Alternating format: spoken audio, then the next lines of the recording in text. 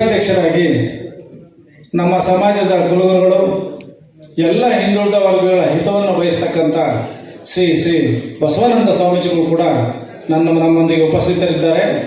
ಹಾಗೆ ನಾನು ಪ್ರಶಾಂತ್ ಎಚ್, ಪ್ರಧಾನ ಕಾರ್ಯದರ್ಶಿ, ಕರ್ನಾಟಕ ರಾಜ್ಯ ಘಟಕ, ವಿಕಾಸಶೀಲ ಇನ್ಸಾನ್ ಪಾರ್ಟಿಯ ಪರವಾಗಿ ತಮ್ಮೆಲ್ಲರಿಗೂ ಮತ್ತೊಮ್ಮೆ ಸ್ವಾಗತ ಬಯಸುತ್ತಾ ಪತ್ರಿಕಾಗೋಷ್ಠಿಯನ್ನು ಆರಂಭಿಸಲಿಕ್ಕೆ ಮನವಿ ಮಾಡ್ತಾ ಇದ್ದೀನಿ. ನಮ್ಮ ರಾಜ್ಯ ಘಟಕದ ಅಧ್ಯಕ್ಷರು ಮತ್ತು ರಾಷ್ಟ್ರೀಯ ಉಪಾಧ್ಯಕ್ಷರಿಗೆ ವಿಕಾಸಶೀಲ ಇನ್ಸಾನ್ ಪಾರ್ಟಿಯಿಂದ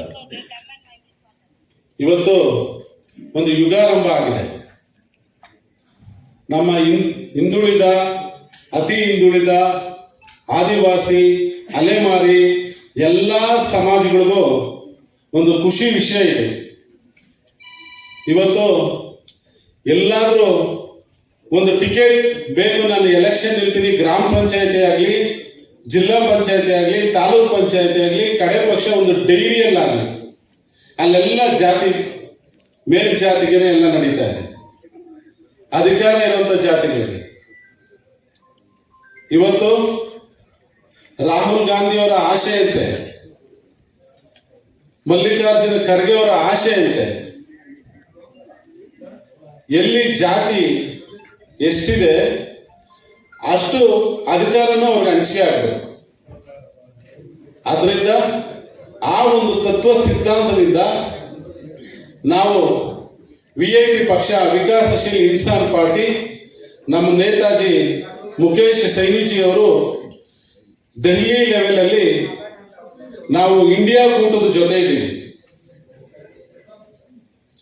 ಇಂಡಿಯಾ ಕೂಟದ ಜೊತೆ ಇದ್ದೀವಿ. ನಾವಲ್ಲಿ ನಾವು ಈ ಒಂದು ಪಾರ್ಟಿನ ಬಿಹಾರಲ್ಲಿ ಮೊದಲನೇದಾಗಿ ತಂದು 2 ವರ್ಷದಲ್ಲಿ 4 ಜನ MLA ತಂದು ಒಂದು ಮಂತ್ರಿ ಆದಂಥ ಪಕ್ಷ. ಇವತ್ತು ಉತ್ತರ ಪ್ರದೇಶದಲ್ಲಿ ಸಮಾಜವಾದ ಪಾರ್ಟಿ, ಕಾಂಗ್ರೆಸ್ ಜೊತೆಯಲ್ಲಿ ನಮ್ಮ VIP ಪಾರ್ಟಿನೂ ಸೇರಿಕೊಂಡು ಅಲ್ಲಿ ಎಲೆಕ್ಷನ್ ಮಾಡ್ತಾ ಇದ್ದೀವಿ.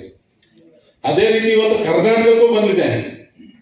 ಮುಂದಿನ 28ನೇ ಎಲೆಕ್ಷನ್ ಅಲ್ಲಿ VIP ಪಾರ್ಟಿ ಇಲ್ಲಿ ಯಾವುದೇ ಸರ್ಕಾರ ಬಂದರೂ ನಾವು ಒಂದು ಭಾಗ ಆಗಿರ್ತೀವಿ ಅಂತ ಹೇಳಿ ಈ ಪತ್ರಿಕಾಗೋಷ್ಠಿ ಮುಖಾಂತರ ತಮಗೆ ತಿಳಿಸ್ಲಿಕ್ಕೆ ಇಷ್ಟಪಡ್ತೀನಿ. ಹಿಂದುಳಿದ ವರ್ಗದ ಸಮಾಜಗಳು ತಮ್ಮ ಧ್ವನಿನ ಹೇಳಲಿಕ್ಕೆ ಆಗ್ತಾ ಇಲ್ಲ.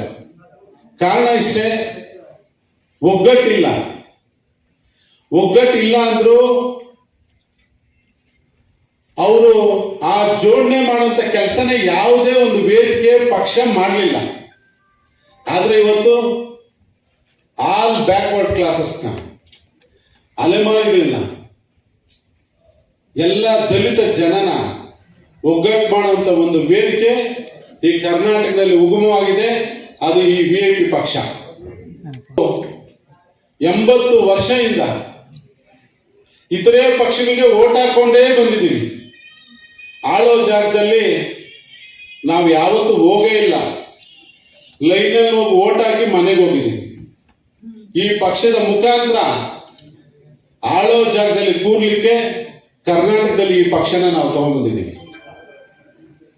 ಈ ಒಂದು ರಾಜ್ಯದಲ್ಲಿ 24 ಜಿಲ್ಲೆಗಳಲ್ಲಿ ನಮ್ಮ ಜಾತಿ, ಕೋಲಿ ಗಂಗಾಮತ ಸಮಾಜ ಜೊತೆಯಲ್ಲಿ ಹಿಂದುಳಿದ ವರ್ಗಗಳು ತುಂಬಾ ಪ್ರಬಲವಾಗಿದೆ. ಯಾವುದೇ ಒಂದು ಸರ್ಕಾರದಲ್ಲಿ 70ರಿಂದ 80 ಸೀಟ್ನ MLAಗಳನ್ನ ಉರುಳಿಸುವಂತ ಶಕ್ತಿನೂ ಇದೆ, ಗೆಲ್ಲಿಸುವಂತ ಶಕ್ತಿನೂ ನಮಗಿದೆ. ಅದಕ್ಕೊಂದು ವೇದಿಕೆಗೋಸ್ಕರ ಹುಡುಕ್ತಾ ಇದ್ದೀವಿ. ನಮ್ಮ ನೇತಾಜಿಯವರು ಬಿಹಾರಲ್ಲಿ VIP ಪಕ್ಷನ ಉಂಟಾಕಿ ನಮ್ಮ ಇಡೀ ಸಮಾಜಕ್ಕೆ, ಇಡೀ ಹಿಂದುಳಿದ ವರ್ಗಗಳ ಸಮಾಜಕ್ಕೆ, ಯಾವುದು ಗೊಲ್ಲ ಆಗಿರ್ಬೋದು, ನೇಕಾರ ಆಗಿರ್ಬೋದು, ಉಪ್ಪಾರ ಆಗಿರ್ಬೋದು, ಕುಂಬಾರ ಆಗಿರ್ಬೋದು, ಜೋಗಿ ಜನಾಂಗ ಆಗಿರ್ಬೋದು, ಅಂದಿ ಜೋಗಿ ಇರ್ಬೋದು, ಸನ್ಯಾಸಿ ಇರ್ಬೋದು, ಬುಡುಬುಡುಕಿ ಇರ್ಬೋದು, ಜಂಗಮರು ಇರ್ಬೋದು, ಇವರೆಲ್ಲ ವಿಧಾನಸೌಧಕ್ಕೆ ಬರಬೇಕು ಅನ್ನೋ ಆಸೆಯಿಂದ, ನೋಡ್ಲಿ ಅನ್ನೋ ಆಸೆಯಿಂದ ಇವತ್ತು ಈ ಪಾರ್ಟಿನ ಹುಟ್ಟಾಕಿದ್ದೀವಿ. ನಮ್ಮ ಕರ್ನಾಟಕ ರಾಜ್ಯದಲ್ಲೆಲ್ಲ ಇಡೀ ದೇಶದಲ್ಲಿ ನಾವೇನಿವತ್ತು 70-80 ಕೋಟಿ ಜನ ಹಿಂದುಳಿದವರಿದ್ದೀವಿ. ನಾವೇ ಅಧಿಕಾರ ಹಿಡಿಯುವಂಥ ಒಂದು ಸಕಾಲ ಬಂದೇ ಬರುತ್ತೆ. कि समाज में, राज्य में, अलग अलग प्रदेशों में गरीब समाज के लिए हमेशा उनके अधिकार के लिए लड़ाई लड़ना है। मैंने अभी मंच पर हमारे पार्टी के लीडर बीके मोहन जी जो प्रदेश अध्यक्ष हैं, या हमारे गुरुजी अपनी अपनी बातें रखे, लेकिन मुझे समझ में नहीं आया। लेकिन मेरा दिल जो है ना, वो दिल में एक अलग छाप आया, दिल को एहसास दिलाया कि ये अधिकार के लिए लड़ाई लड़ रहे हैं।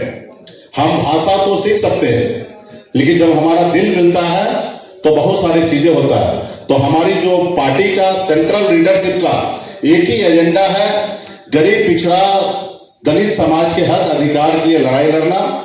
और कर्नाटक प्रदेश में क्या रणनीति होगा, क्या एजेंडा होगा, ये सब हमारे कर्नाटक प्रदेश के लीडरशिप जो है वो ही तय करेंगे।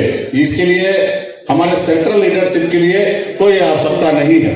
तो मैं धन्यवाद देता हूं बीके मोहन जी जो वीआईपी पार्टी को यहाँ पे लॉन्च किए हैं, और इनके नेतृत्व में पूरे प्रदेश में एक अच्छा संगठन को हम लोग खड़ा करेंगे।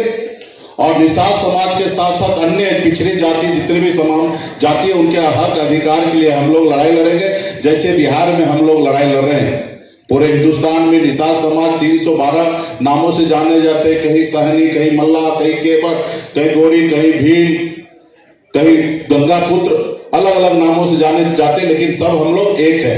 किसी और के लिए हमें ऐसा लग सकता है कि मैं कोई जात की राजनीति कर रहा हूं, लेकिन मेरी जात की राजनीति औरों के लिए हो सकता है, लेकिन हम अपने परिवार के अधिकार के लिए हम लोग लड़ाई लड़ रहे हैं। क्योंकि बाबा साहब भीमराव अम्बेडकर ने हमें संविधान दिया, संविधान में हमें वो ताकत दिया है कि हम सर उठा के जिए।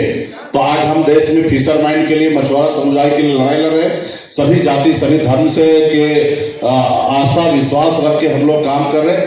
आज कर्नाटक प्रदेश में हमारी पार्टी लॉन्च हुआ है, अभी हम उत्तर प्रदेश में सक्रिय होकर काम कर रहे हैं। और उत्तर प्रदेश चुनाव के बाद मेरा कर्नाटक प्रदेश में एक संकल्प यात्रा लेकर हम लोग निकलेंगे, जो गांव-गांव में जाके अपने लोगों के अपने अधिकार के लिए जागरूक करेंगे कि आपस में एक साथ रहना है।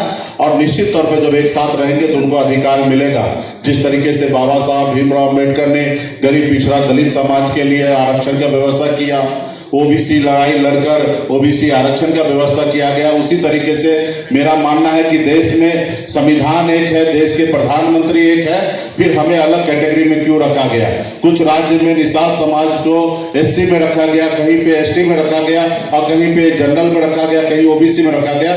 हमारी जो पार्टी का मुख्य लड़ाई है कि